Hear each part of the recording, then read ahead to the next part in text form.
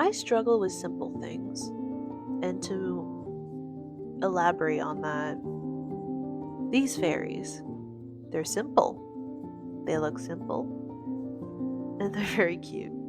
So I wanted to make a cohesive theme on these little guys, and that everything else around them should be simple too.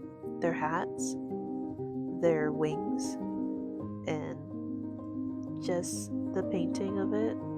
Overall simple. And because of that, my bases were kept in a very limited design, which is round, simple, and overall very boring looking. And yeah, I could add a leaf, I can add a bug, but it even feels crowded.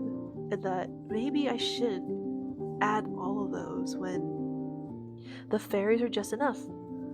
But I wasn't happy with that. So I thought a bit more on it and I thought of a tree, a stump of a tree. And it looked great. I really did like the textures and the designs of it with the rings, but it just didn't make sense. Trees are big, fairies are not. So I thought smaller, and I was thinking, what if it's the roots of a tree? And my brain exploded with so many different ideas with what I wanted to see around the roots. Because I think it was pretty obvious just looking at the previous bases, including the tree stump.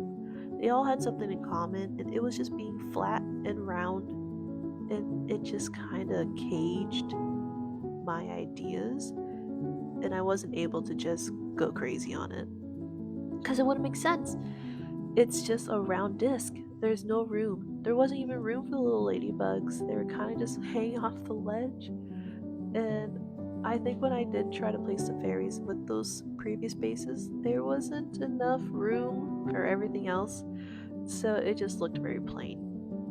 With the roots idea, it was really interesting with how much you can put on just the surrounding roots. And I think it's because they all share the space together. The leaves, the mushrooms, and the moss, they have like a place. They weren't just kind of shoved somewhere where I didn't really know where to put it, and if I didn't, it would just look super plain. So I was really happy that I came up with this idea of tree roots instead of a little disc of grass or a tree trunk, and it gave the sense of playfulness to it. Even adding little creatures just didn't feel like they were just kind of there, but they lived there. And when I added this little tiny snail on the root, it gave it more character because it felt like this little snail was just on a little journey, and it came across this little fairy that was just chilling on the floor, and they became best friends. Something as cute as that, as wholesome as that, and it just made me all giddy.